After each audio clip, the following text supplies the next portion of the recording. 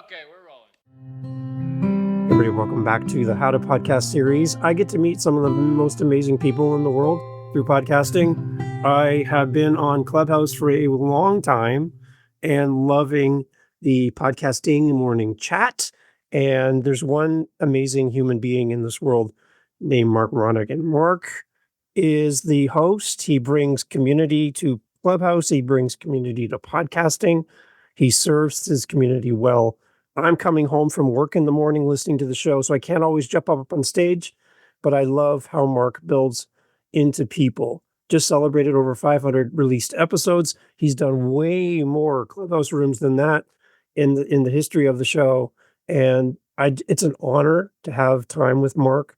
I'm so thrilled that he can make time to be with us.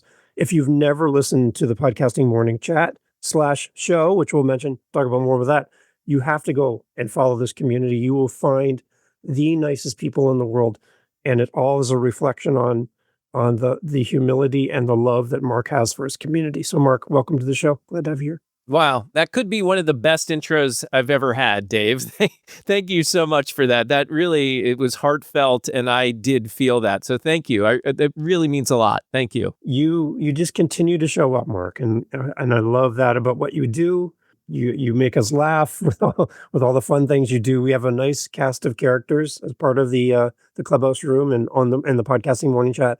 There's just, again, some of the most interesting people that you've kind of have come into your orbit throughout the years. Give us a little history about the show, like starting on Clubhouse and kind of how it developed into an actual podcast outside of Clubhouse. Yeah. A little background about the show. Sure. So Clubhouse was very big for me, as it was for many people over the pandemic. And I actually I latched onto a group that had nothing to do with podcasting. It had everything to do with personal development and personal growth. And I was just really getting into that in my life at that time. So, around 2020, 2021.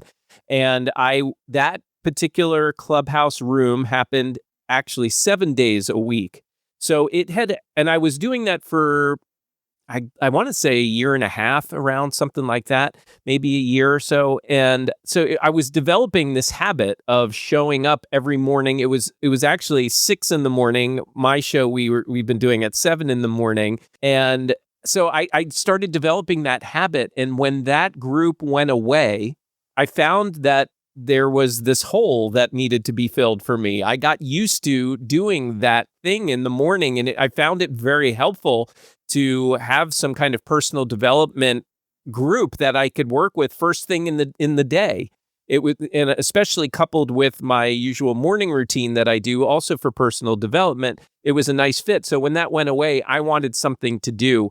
Already been doing these Clubhouse rooms, and I decided for podcasting, I decided I was going to just do this every morning. And why not? Right? Like, I was used to it already. I love podcasting, been doing it for, at the time, probably about 15 years. And so I said, why not? And right around that time, there was a group that had been very established on Clubhouse already called the Podcasting Morning Chat. And that room had also gone away around the same time mine did, but they had just been starting to bring it back. And I noticed it. I knew some of the people a little bit. I reached out to the one that was leading the charge every day, Pedro, and said, Pedro, do you want to just do this together? Let's collaborate and let's just do this together instead of doing 2 separate rooms at the same time in the morning. And he said, yeah, let's do it. Let's go for it. And the rest was history. Unfortunately, Pedro couldn't keep up with it. He had other things in his life going on. It wasn't that he didn't want to. So he basically just handed me the keys and said, yeah, you take over, you do it. And that was it. That I had been doing that. I think I figured out just recently, since we had hit 500 episodes, I went back and looked. I think it was 2022 that we started doing the Podcasting Morning Chat together. And then the podcast started 2 years later. So we've been podcasting now for a little over 2 years. And yeah, I decided to do it as a podcast and not just as a live stream. I decided that because here I am, a guy who's helping podcasters every day, whether it's consulting, whether it's production or producing, yet I wasn't doing my own podcast, right? Like I had done many podcasts and had many successful ones, but in this moment, in this time of my life, I wasn't doing it. And I felt not like a fraud, but I just felt like I need to walk the walk. I need to be in the trenches with these people if I'm going to sit there and give advice and give direction and guidance. So that's why I said, instead of trying to reinvent the wheel, start another show, I've got something here. I've got this great group of people that show up every day. We're giving great content. We're providing not just one opinion. We're providing differences of opinions to really help our audience make their best educated decision that they can. So it was really a no-brainer. I was in denial for those first 2 years. Yeah, I think I thought it couldn't be a podcast because it was a live stream and the two don't mix. But I think I figured out a way to make it work, and here we are over 500 episodes later. And that episode where we just had recently where you had some voices come back from the past. Yeah. That was so cool to see these people again. I live near Simona here up in Canada. Simona Costantini. I saw her and her baby, right, just recently at an event. And to hear her up on stage again. And there's some amazing people, right, that have been here in the history of the show. Yeah. Nice to see them all come back. And they're not necessarily all of the big names. I mean, it depends on what circles you're in, right? But at the same time, they're not like the top names in the business. And to me, I find that that's valuable in itself because, again, it's people that are in the trenches that are doing the things and reporting on whether or not those things worked for them. And then we all can brainstorm and come up with new ideas together. But the point is sure, we bring in some of the more known names, but I think that the people that we have here that are a lot of them doing podcasting for a living and doing it well, I think these are the kinds of voices that can really raise the bar for the independent, the DIY podcaster.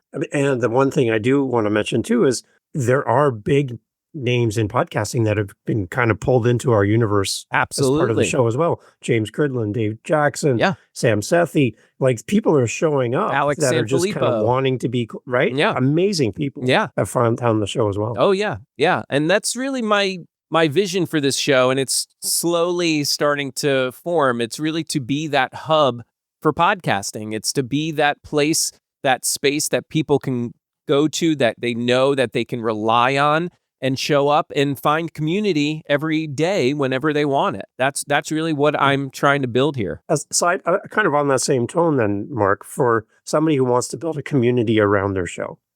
Maybe they're early in the journey of their podcast and they're thinking, I want to have some form of community. From your perspective, as you built this over time with lots of great help from your friends and co-hosts and everything, any tips on building community around your podcast? I'm really interested about that. Yeah, I think the biggest thing I could say here is it's important to be communicative with anyone and everyone that reaches out to you because of your show. Like that's really the foundation. That's where it began for me in any iteration of podcasting, not just with the Podcasting Morning Chat. I had a very successful podcast prior called The Mark and Lowell Show, and it was just me and my buddy and other friends that we've grown up through life together. And the thing that remained consistent was whenever somebody reached out to say, hey, that was really funny, or hey, that was really helpful, I made sure to respond. Well, I wanted to respond, first of all, but I know that some people hesitate. They don't respond. They get too busy. But I made it a point to respond, to thank them, and then to take it a step further, to include them moving forward.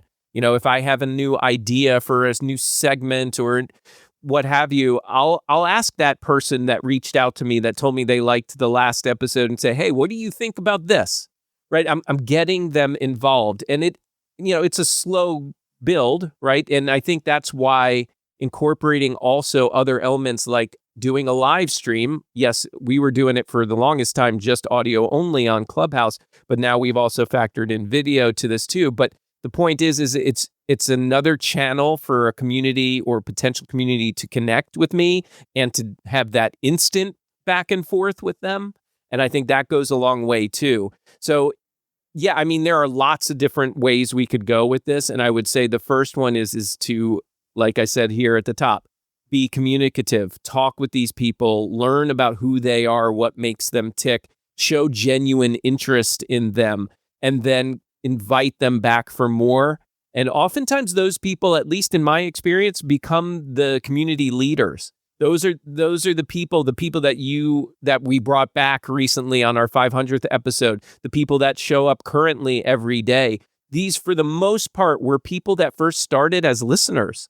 They started as people that were just interested in what we were doing, and then I got them involved, and then they kept coming back each and every day. And once I saw that commitment, then I brought them into the fold, and like I said, I identified them as leaders, and the community followed. So yeah, that's how I start building community. You give people a stage, a platform, you help them, encourage them, and you're there with them the entire time. Yeah, which I love. Yeah, and you help them feel seen, right? Yeah, it's creating the space, and then it's making sure that they are actually seen within the space. It's not enough. A lot of us say just create the space and the people will come, and I do believe that in some ways. But I think that there is a next natural step, and that is get them involved. So in our podcasting morning chats, and again, for me, I'm listening in on Clubhouse. When you're on the mic, Mark, you actually are very transparent about your own journey as a human here on the planet, and kind of the things that you are working through. We followed your journey, and what I love about this is you're very transparent with your ADHD. Yeah. And as I'm sitting in the audience listening to what you do on such a consistent basis, there are good days with technology and bad days with technology. Oh, yeah. There's all kinds of things happening behind the scenes. But as a member of your community, I admire that you're so transparent. You don't hide this from us. You don't make excuses for it. You just say, this is what's happening, everybody. This is how I'm working through it. Thank you for your patience, but here's what's happening. And I admire so much, Mark, that you give yourself space to be you in our presence, and you don't kind of hide it. You don't gloss over it. And as I'm listening to that, to you kind of do this in front of us, as a listener, I'm thinking, how could we as podcasters encourage a podcaster who is living a life with ADHD, thinking they want to be a podcaster, they want to do what we do, but they feel like because of ADHD, they don't have a place here. So I kind of we have two buckets today. I want to talk to the podcaster from your perspective, but I also then want to talk to podcasters about the listeners who have ADHD. Mm-hmm. And I don't know if we have them in our minds when we create our content. True. And if we could create content that's open for everybody, where everybody feels welcome and included, and I think we can reach more people and help more people through our content. So we got these two buckets. So I kind of want to start with podcasting with ADHD and a podcaster's kind of point of view in this from your perspective. And I kind of want just for you to help walk us through kind of a podcast day for you and creating content, creating all the stuff that you do. Again, when you do the podcasting morning chat, you're doing all these things at once. You're doing a lot of different things at once. There's a lot of things coming at you, but you just seem to go through this, and you have something built behind the scenes, I'm sure. But can you walk us through a little bit about podcasting with ADHD from a podcaster's perspective? Yeah. How are you doing? And first, thank you for the kind words. And I think that actually I want to just quickly address what you said. This whole idea of showing up as who I am and being myself and being transparent. I think that is the number one thing a host has to embrace if they want to build success in a podcast. There's so many of us that feel, and I've fallen in this trap too, so many of us feel like we have to show up as something else or as someone else because we're trying to build our authority, build our credibility, and they can't see us warts and all. They only can see us in this one way if it's going to work. And I fundamentally disagree with that. I think that it is the hosts that are being transparent, that are sharing their struggles. That's what makes you relatable, and that's what keeps people coming back. So I just want to emphasize that to the podcasters that are listening right now. Don't be shy. The more you can share about yourself, I think the better off you and your community and your show is going to be for it. There's a time and a place, right? Like sometimes it may not be appropriate, but I think that finding that time and place, and maybe it's in the moment, which that's usually when it comes out for me, is when I'm struggling with all the equipment, all the internet problems or what have you. Those are the times where I feel vulnerable and I share. I just share it. And again, when my target audience are independent podcasters and DIY podcasters, sharing those moments make me very relatable, right? So, if you're a coach that does or let's say you do a podcast on Alzheimer's and dementia, right? That I have several clients that do that kind of show. So, but a lot of times, and I think all of the hosts that I work with on those kinds of shows, they have gone through this with a loved one in their life. And what I keep encouraging them is share your stories, share your struggle. It's not always just about bringing in the expert guests and getting all of their knowledge. Sometimes it's just a matter of you sharing where you've struggled and hopefully how you've overcome that. That's what your audience is going to be really interested in. So I just wanted to hit that first. But yeah, so you asked me basically like my ideal podcast day from idea to record. Yeah. Urgency used to be my podcast production system. And for a while, it actually worked. So I'll walk you through it. I mentioned earlier that I have an early morning routine, right? And so I go through that routine. It's usually about an hour or so long. And then I sit down to my desk for show prep. This is the way I had been doing it for most of the years I've been doing this show. So that would mean sitting down at around 5:45 in the morning at my desk and preparing for that 7 a.m. live show. As stressful as that was for me, it did work to a degree with this ADHD brain because urgency creates the dopamine that helps me focus and get moving. All right, I'll keep going. Coming up with the content ideas, I think that's never been the problem for me. It's really what happens is that the challenge is fleshing out ideas weeks in advance. We talk about, I know you've talked about batch recording, right? So that's a challenge for me because I just don't have the dopamine, the motivation to do that. So it kind of created a double-edged sword for me. The urgency helped me prepare, but it also created a lot of stress leading up to showtime. So over time, that stress started affecting things like my sleep, and I'd go to bed anxious about what we were going to do on the show the next morning because I wasn't prepared for it. A couple of exceptions here and there. We have a couple of days of the week that are somewhat staples, but even those staple days, I didn't have it much prepared until that morning. So that was the moment for me that I realized that something really had to change. The whole lack of sleep was really tearing me up. So I couldn't keep doing a live show and then working all day on very little sleep. So the small change that helped was starting to plan episodes just a few days ahead instead of the morning of. I'm not planning everything perfectly in advance. I just make sure that I know what I'm doing each day that week, and that removes a lot of the pressure for me. So that lighter structure gives me enough direction without killing the energy that I still get from that same day urgency, because that is a thing for me. Like there's a part of me that doesn't ever want to get rid of that, let's call it hour leading up to the show. There's something about that lights me up. It gets my energy going, and I think it helps me get into game shape for that show that morning.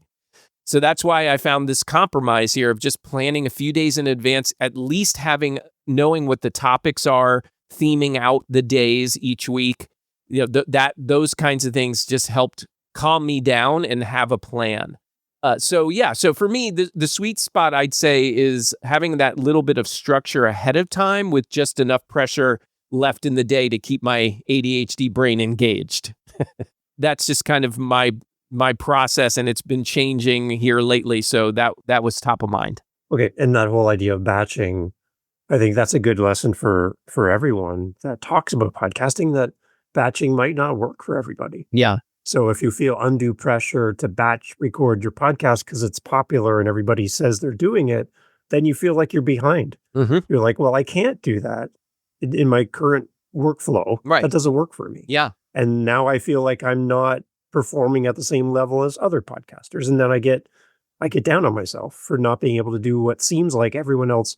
It seems easy for everyone else, but it's hard for me. Yeah. And urgency is a big thing for an ADHD brain. It is something that helps us move the needle, push forward.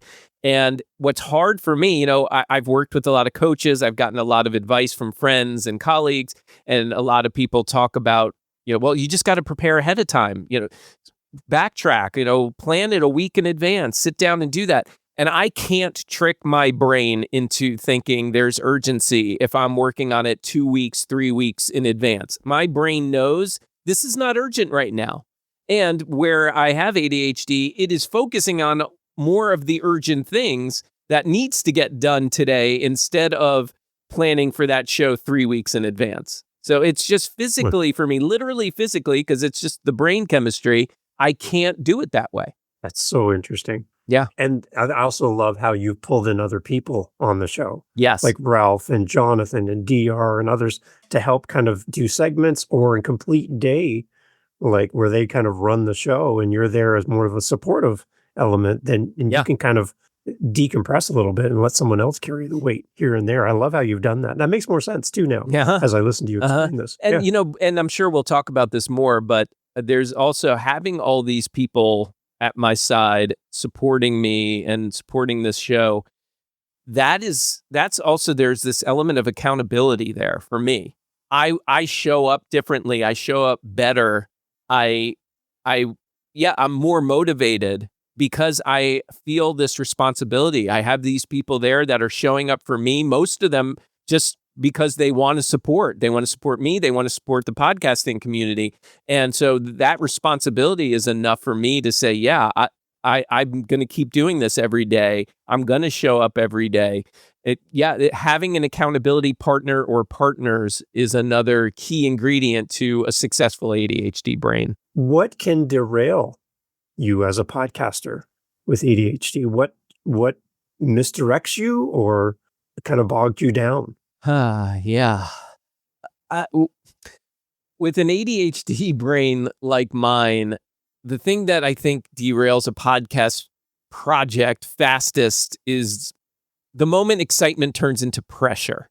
So a lot of people think that the hardest part is coming up with the ideas. But for me, the ideas are most of the time the easy part.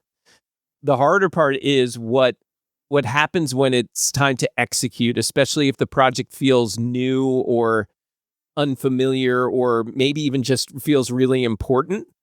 That's where ADHD, perfectionism, and self-doubt can all collide for me. I'll get excited about a new marketing strategy or a new content idea or a way to grow the podcast. I believe in the idea. I want to do the idea. And then I sit down to work on it and I freeze. A big part of that for me ties back to growing up, I think, undiagnosed with ADHD. Because, and this is honestly a very fresh revelation for me. I've been working on these things and I'm starting to remember and recognize that in school, I often struggled to follow the right steps on a project or an assignment, right? But, and I should say, I was often told that I was doing it wrong or it needed to be done differently. And that would frustrate me. I mean, I remember just banging my head on the table or slamming my hands down because it just wasn't, I wasn't comprehending the quote unquote right way to do it. So I think that creates a pattern where as an adult, new or unfamiliar projects can trigger the hesitation or the paralysis. So now, even with experience, with good ideas, I can still have moments where I freeze because part of me is trying to avoid getting it wrong, right? That I used to think, oh, I'm not a perfectionist, but breaking it down like that made me realize, yeah, that's pretty much perfectionism. So the simple fix has been what I told you a moment ago, has been accountability. It's been partnership. I've learned that when I bring others into the process, I move faster or more confidently. Sometimes that looks like an accountability partner, like I said. Other times it means bringing in someone whose strengths complement my weaknesses. And you mentioned Ralph Estep a little while ago. He's a recent example of that. We've agreed on him becoming a co-executive producer of the show. So he is right there with me behind the scenes, helping me not just with the show content itself, but with the marketing, with the strategy behind it, ways to monetize this show, because I've yet to do that. I do blame the ADHD for that, because that's something I've been wanting to do for a long time, but just I freeze every time I really sit down to actually execute something. So finding partners in this process can be really helpful for an ADHD brain. So it gives me structure, it gives me accountability, and maybe mostly it supports in the areas where I'm more likely to stall. So that's the biggest shift for me, has been freezing and realizing that I don't need to force my way through that paralysis by myself. I move better when the right people are in the room with me. You were confirming so many things from you, Mark. Oh yeah, like what? I've had other people on the show too that have been kind of wrestling with this. And one of the things I want to talk to you too about is just that there are moments where you are, and you've mentioned this, you're hyper focused on things, and you really can focus in on it, and you won't let it go. Like, it's just going to happen, right?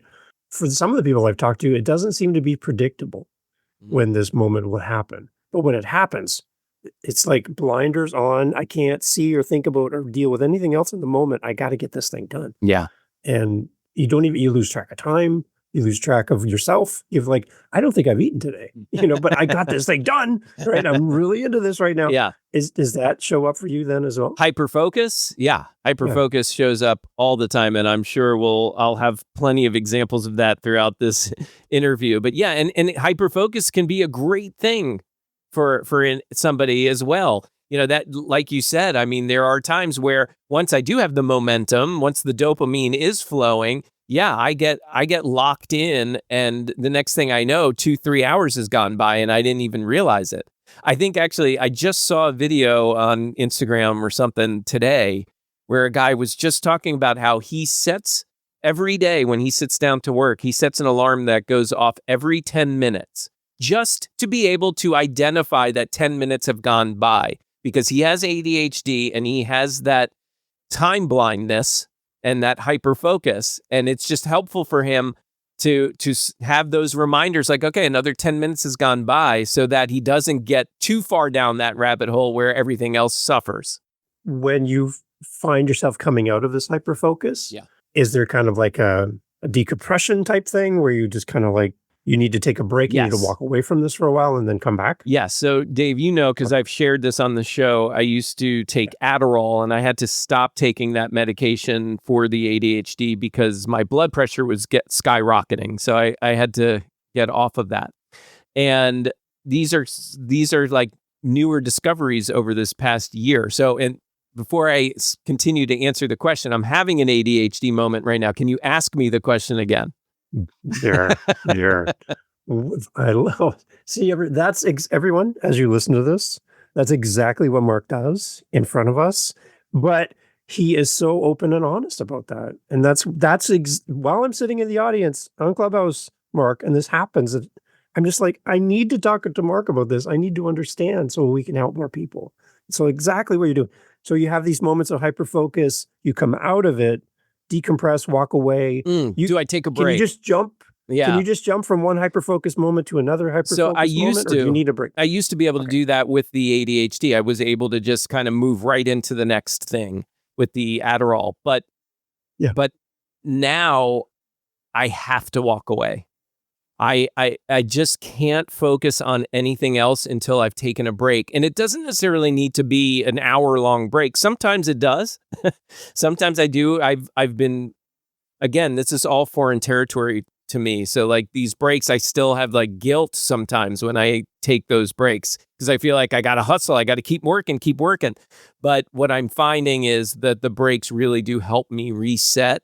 It actually feels a little bit now. It's starting to feel more like a reward, right? So now when I'm working hard on something, it's challenging, but I'm hyper focused on it. I've just spent like 3 hours on it and I'm feeling a little tired. I look forward to taking that break, going to sit outside, especially this time of year, and take in the atmosphere, taking some nature. It really helps me focus on the next thing when I come back to my desk. Is there anything, systems or tools that have helped you that we kind of haven't mentioned yet that help you in your own workflow then? Yeah, I think one thing that's helped me a bit, and I'm still training myself on it, is time blocking. So an example is when I'm doing show prep. So on Wednesdays, we do news and comment. We talk about all things happening in the podcasting world, and we all share our thoughts and opinions on it. And like I shared with you earlier, I used to prep that every morning with some of the team, like our friend DR. We would sit and throw that thing together within no more than an hour and a half, probably less.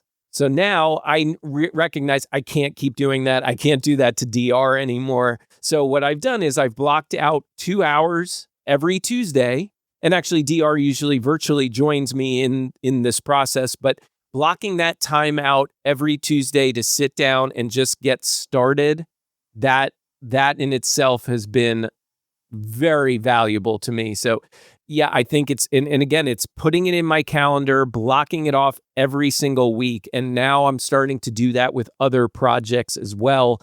And I'm starting to understand how valuable it is, and things are getting done more frequently than they used to. Any other messages, Mark, for the ADHD podcaster listening to us right now? Anything else that you think is in the moment, you're like, we definitely need to encourage these people, and your thoughts? Yeah, staying on that theme of planning my Wednesday show on Tuesday, even still, when it's time to sit down and get started, I kind of freeze. I like in my head, I'm like a child saying, no, I don't want to do my homework. It's literally like I'm having that debate in my head. And again, over the past few months, I've started recognizing, okay, you know what? Just do one thing that is easy, that's part of this planning process for Wednesday. What's one thing I can do to just get it started to help build that momentum? And so for me, it's, again, as you know, the way we open the news and comment shows is I share some statistics, some global statistics about podcasting. And that's relatively easy for me to do. I know exactly the website I need to go to. I go there, I copy paste, I write down the little bit of the script I want to say about it.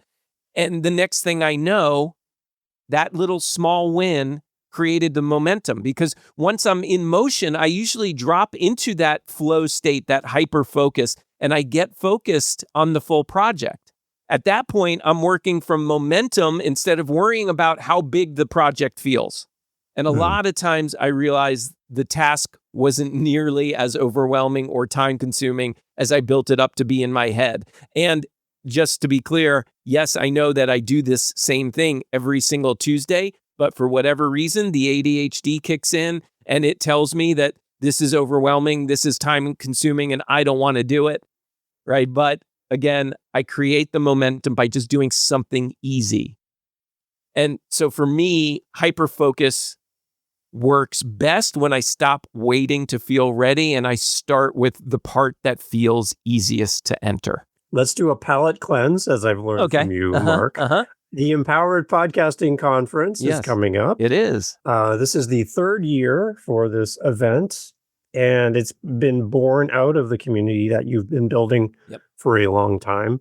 Talk a little bit about the conference and what's happening this year, and give some people, we'll have links again, like we always do in the show notes, but we have listeners in your area of the world and all over the U.S. We have 80% of the audience for the show is in the States. So come on, let's talk about the conference. Come on. Yeah, it was, like you said, it was built out of this community from this podcast. And they wanted to get together. Originally, the idea was it was just, we need to meet in person. It's been so long. We've been doing this virtually for so long. We need to meet in person. And it quickly evolved into a conference where, of course, we were going to all still get to meet in person, but we wanted to open this up and make this inclusive. We wanted more podcasters to be a part of this special thing that we've started to build. And I've always been enamored with these podcasting conferences. It took me over 15 years to go to my first one, but once I did, I was enamored with it. I felt this strong sense of community, and I noticed, for whatever reason, podcasters for the ones that I've come across in my years are really great people. They're really fun people. They're easy to talk to, go figure, right? And so I wanted to create more of this. And as you probably remember, the ones that I attended, the one problem I had with them is that it felt hard for me to feel included, because a lot of people were repeat attendees. They've built up their circles of friends, and it felt hard for me as somebody who I think is a closet introvert. I think it was hard for me to feel like I fit in. And so that was really the inspiration. It was to create a space where people don't feel that, where they feel like they're in a place that they belong as quickly as they can from when they walk through the door. And initially, the dream was to make this into a big, several thousand person event like some of these other events that I've attended. And from the first one, like from the first day of the first year that we did Empowered Podcasting, I recognized large numbers is not what I want. It can't create this inclusive feeling, not the one that I'm looking for. So what I decided from then on was that this conference isn't going to get to 1,000, 2,000, beyond. That's not what I want. The plan is, let's get it to around 250. This year, we feel like we're going to hit around 150 to 200 podcasters and content creators. But it's to cap it at around 250. And then if we have a demand and more people want to come, that's a signal that then we're going to do it again somewhere else. We'll do it a few times a year. But for now, it's a once a year event. We hold it in Charlotte, North Carolina. This year, it's going to be the weekend of August 21st. And like I said, we're expecting around 150 to 200 people. Ticket sales have been better today than they had been at this phase any other year that we've done it. We've got sponsors that are buying in on it. And the beautiful part is that almost all the sponsors come from within the community. They've been people that have either attended the conference or have been part of my ecosystem, my world, and they're buying in and they want to support it and they want to support and be a part of these types of events, but those can be challenging to be a part of the bigger events, financially challenging to be a part of those events. So we're also creating a space for our community to be more seen. Right. So we do all sorts of stuff. We have workshops. We have more of the formal presentation style. We do lots of social events and networking as well to really create a community atmosphere. So if anybody listening, if any of this sounds interesting, empoweredpodcasting.com. That's a palate cleanser, everyone. Now, so we've already talked about, I learned that from Mark. We've already talked about an ADHD perspective for podcasters. Let's switch gears a little bit, Mark, before we head out the door. For podcast listeners. Sure. As content creators for an audience, how can we, as podcasters, create content that embraces our listeners and our community? As somebody with ADHD, what makes you fall in love with a podcast, hit play on a show? It resonates with you personally. I know it's a personal choice for you, but what resonates with you with kind of ADHD in the background in your mind from a podcast? What keeps you listening to a show? What keeps me listening? So I think that for me, first, I think it first has to be a podcast that resets my attention regularly, right? It can't be this one long drawn out thought, right? There has to be some kind of structure in it, right? I'm really kind of approaching this more from constructing a podcast and what would attract me, right? So another thing that would probably keep my attention, momentum, I think, matters more to me than the length of a show. I don't care if a podcast is long. It can be long. It can still work really well. And it can work for my brain if it keeps moving and it's giving me new reasons to stay engaged with it. Okay. Right. So All right. next, I would say is segmented structures would help me a lot. When a show has different segments, different beats or shifts in its rhythm, it helps hold my attention more. And I also do well with conversation-based formats. Right. So what do I mean by that? Like a lively back and forth usually works better for me than one long flat monologue. Right. And that doesn't mean that tangents don't work for me. In fact, I think tangents can work really well for me. As long as they're entertaining, they're relevant or emotionally engaging. Those are the kinds of tangents I'm all in on that. Right. Yeah. I don't need everything to be rigid. I like some room for personality and spontaneity and surprise, right? That's why, and you hear me say this all the time, that's why I don't like scripts, because it's just too planned, it's too structured, there's no room for any surprise, there's no room for any variance, it's just you're following that script and that's it. And again, listeners may not they may not be able to tell that you're reading a script, but they know it subconsciously because there is no human element to it. There's no spontaneity to it. And that's where you can lose listeners. So I think that's a big one too for me. What else I would say is variety and rhythm will help keep my attention. So yeah, I think those are all the biggest things that would keep my attention if I'm listening to a podcast. What about something that might make you not want to come back to a show? Like probably all the opposite of what you just said. All of the opposite probably of what I said. Yeah. Right. Yeah. And I think it's when I can tell something isn't authentic about the podcast. That's the big turnoff for me. If it's the host, if it's the strict structure, those are the kinds of things, it doesn't feel real to me. And I can usually pick up on that pretty quickly, and then I end up just moving on to find something else instead. Okay, what's something that as podcasters, maybe we don't understand about ADHD for our listeners, that had we understood our listener better, we would have better connection? That's one thing all podcasters want, is to connect with their audience. But there might be something that we're doing or not doing for our audience that could really up that engagement with ADHD listeners. What can we do, Mark, to be better connected with our audience in this way? Well, one big myth about ADHD listeners is that we can't pay attention for very long. Right.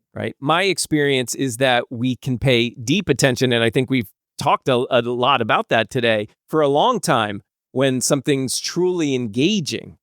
I can stay with a long podcast if it's got a strong hook, like it's got to get me at the beginning. It's got to have real momentum. It's got to have that good energy and a clear reason for me to care, right? So the challenge usually isn't the length. The challenge is when the content feels slow, it feels vague, maybe it's mentally crowded, it feels all over the place, right? Or it's just hard to follow. ADHD listeners, I think, can respond really well to things like strong openings or a hook, having the clear structure, having storytelling with moments. That keeps my attention, and I know that keeps ADHD brain's attention. Having storytelling that really has a lot of momentum and movement, and regular moments that re-engage attention. So you did that a moment ago with the palate cleanser. Sometimes I like to do it with a sound effect, right? If Right. I'm changing directions, playing a little swooshing sound or something, that creates just enough of a pattern disrupt to get me back engaged if I might have been kind of losing focus.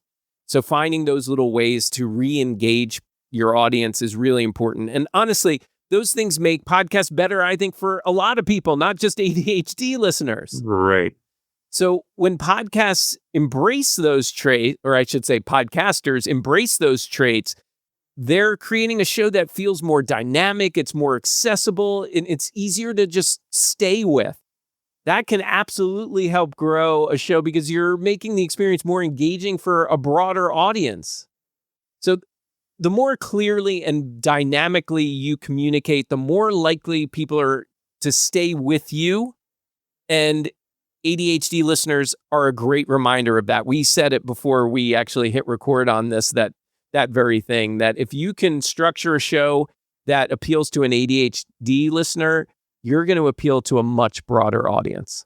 Mark, again, you're such a great example of this, and the group is a great example of this every episode.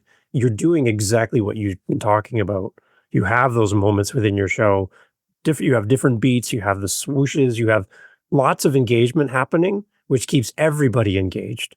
And we got to also remember that a lot of our listeners and a lot of people that are taking our content are busy doing something else, generally in the moment.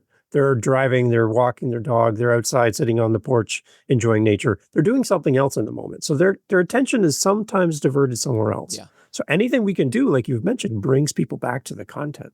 Everybody benefits from this. Everybody benefits. Yep. Absolutely. 100%. I agree. I love it. Mark, let's talk about the name change happening for the show. Yes. Because it's going to happen after we release this.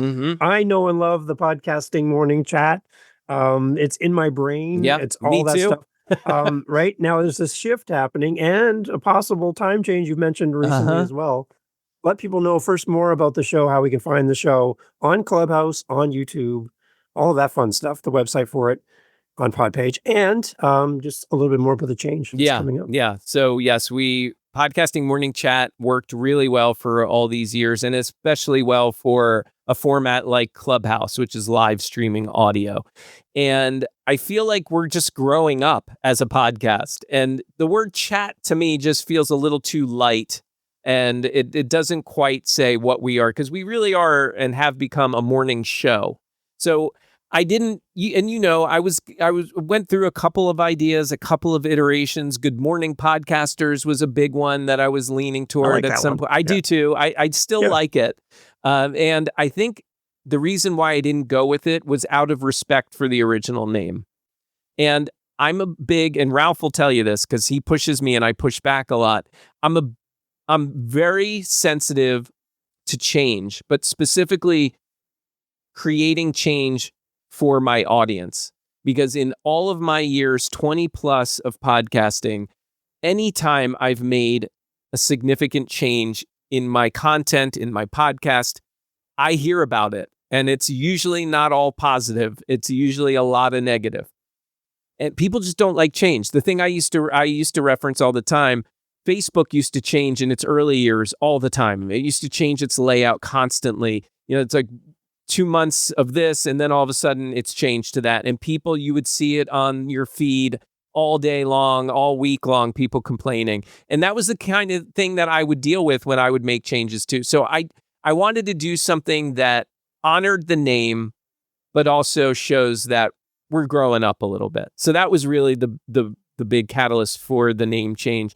Podcastingmorningchat.com will still work. So if I say that, or you hear an old episode, if you go there, it'll still work. But podcastingmorningshow.com is the official URL now. And to answer your question about how can people find us if they want to watch us live, which as of May became 8 a.m. instead of 7 a.m. Eastern. Yeah. But if they want to find the different ways, whether you prefer to watch us on YouTube or listen on Clubhouse or just listen at your own time on the podcast, you just go to podcastingmorningshow.com/join us, and you'll find all the different links to all the different ways that you can connect with us. Mark, I'm thrilled to have time with you.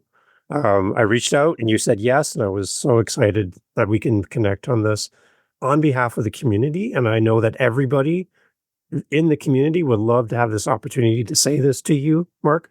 Thank you for serving us so well. Thank you for being there for us and creating a safe place to feel encouraged. I'm listening. I remember Sid Meadows talking on the episode 500 that had it not been for this group and for the community that you built, he might not be doing what he's doing Yeah. today. Yeah. And it's all because of the great support. And I know that you like to point the attention on the group, which is, I admire that. But it does come back to one person. It does come back to you, that you hold this all together and you keep this moving forward. So on behalf of the community, I know they would agree with me. Thank you so much for what you do for us and for creating a safe place for us. I would love for you, Mark, to end this the way you end every episode, because this makes me smile every time. Sure. And I hang out in the clubhouse room because I have to hear you say it. But can you end off for us, Mark? I'm going to throw the mic to you. I'm going to go sit down in the audience while you're up on stage. Yes. Can you do this for me? Yes, Please. and before I do, thank you for having me today. Thank you for both providing the best intro and outro I've ever had. So I am touched and honored. And thank you for doing all that what you do for the podcasting community. There are very few people that I can say podcasts more than I do. And I think you are one of those people, especially with your current mission of podcasting every single day, which I just think is crazy and respectable at the same time. So thank you for having me. Thank you for asking me. Like I told you, this kind of talk that we've had today, I could do all day long. And I appreciate you creating that space for me to do that with you today. So yeah, thank you. Appreciate it, Dave. And until next time, make it a great day, everybody. Take care. Everyone, all the information for Mark's in the show notes. Go and fall in love with this guy. There's so much to love. Mark, again, thank you so much for making time to do this. I appreciate you. Thank you, Dave. Hey, thanks for listening to the podcast all the way through to the end. I love having these great guest co-hosts on the show to share their podcast with you. You have some homework to do. And what I'm asking of you is to go check out our featured guest co-host today. Go over and listen to their podcast. The links are always in the show notes. And I'd love for you to go and give them your love and support. And I think if we can all do that for each other, podcasting will be a lot more fun for all of us. So it's time to do what you've asked others to do for you. It's time to do for this guest co-host. Links in the show notes. Go over and check out their show and leave them a review, do the follow, go listen to their episodes in full, the entirety of an episode, which again shows to the apps that it's a good podcast because you're going there and you're staying to the end. It's probably one of the best ways you can help a podcaster grow their audience and be shown to more people is by simply going and listening wherever you listen to the very end, like you're doing right now here. This is the perfect way to signal to wherever you're listening on, this is a podcast worth promoting. And all of the apps want you to stay on as long as possible. So go over and listen to our guest co-host episode and leave them some feedback. If they have a buy me a coffee, send them a coffee. If they have a speak pipe, send them a voice message. If they have an email, send them an email. If they're on Instagram, send them a direct message. Do something to support our guest co-hosts. They've given up their time to be here with you, to be here with me, and we can give that back to them with time and attention, our love, our support. Thank you for doing all that for me as well. Here on the How to Podcast series, we'll talk to you soon for our next episode. Okay, you're still here. Well, you keep hanging around. I'm going to keep talking to you. So this is great. This is for the bonus stuff. This is the end. And people are already gone already, which is fine, but you're still here and I want to honor you. So when you are a podcast interviewer, a tip for you to share with your guest. I have my podcast connected to YouTube. So every time an episode goes live on Apple, Audible, Spotify, all the other places, automatically goes to YouTube as an audio podcast. I know. It's not a video, but it's going to YouTube as an audio release.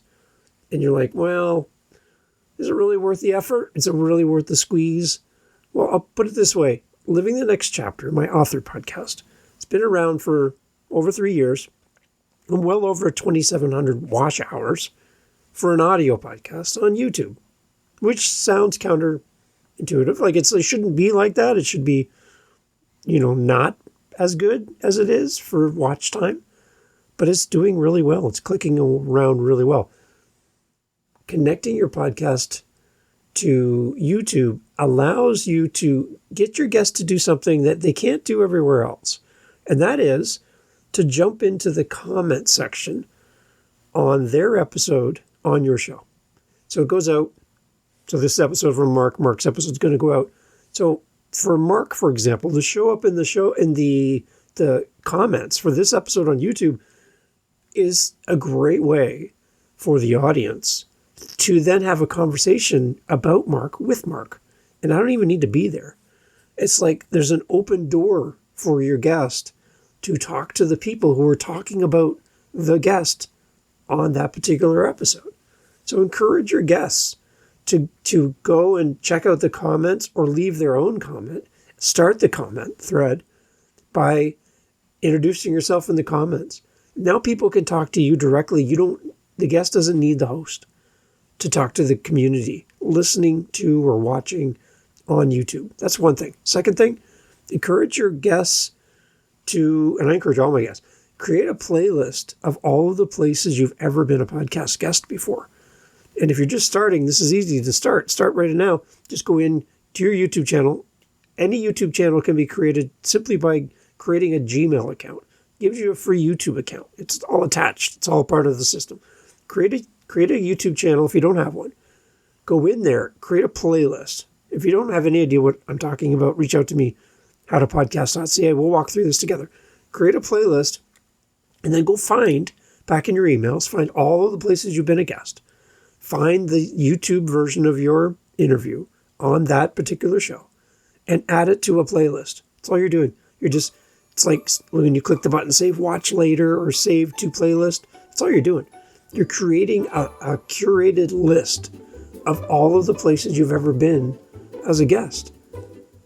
There's a bonus to this. You can actually turn that playlist into, on YouTube, a podcast, meaning within the confines of YouTube, it doesn't go out to all the other players. It lives only on YouTube, but you get the benefit of having someone else do all the work, all the legwork. You just get the finished episode, throw it into a playlist, turn the playlist into a podcast, and technically, on YouTube only, you have a YouTube version of a podcast as a guest, and you don't even have your own podcast. By turning that playlist into a podcast, it gets featured in the podcast, in the YouTube version of podcast music or YouTube music. You can then be found there with all the other podcasts. And you don't even technically have your own show. You're guesting. So get in the comments as a guest. Create a playlist of you on other podcasts and group them all together in one playlist. And also then turn that playlist, if you want to, into a podcast. If you have no idea what I'm talking about and you want me to show you, I can show you on the screen, howtopodcast.ca. Encourage your guests to go one step further after the interview by jumping in the comments and participating on YouTube. It's going to help the episode do better for their sake, as well as for your own podcast. This will really help. That's a bonus tip just for you. Don't tell anybody. That's just yours. Talk soon. Bye.